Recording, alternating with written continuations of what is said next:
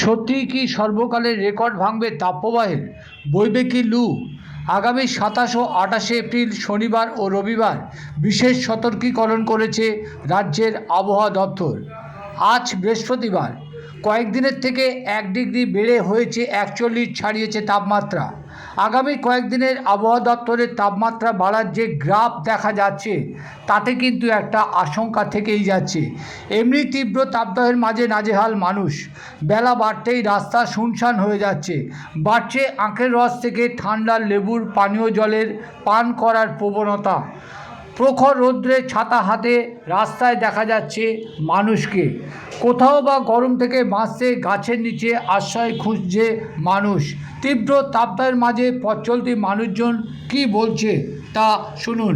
পাশাপাশি দেখুন তীব্র তাপদাহে বাড়ছে লেবু ঠান্ডা পানীয় জলের চাহিদা আর গাছের তলায় আশ্রয় নিচ্ছে মানুষ। একেবারে নাজেহাল হয়ে যাচ্ছি, প্রাণ অষ্টাগত।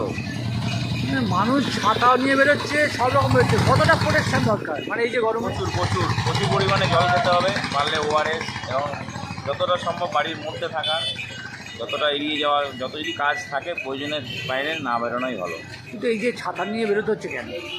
রোদ্দুর থেকে বাঁচার জন্য, প্রচণ্ড রোদ্দুর। চোখে সানগ্লাস? চোখে সানগ্লাস অবশ্যই। আপনার নাম? আমার নাম অভিজিৎ ঘোষ।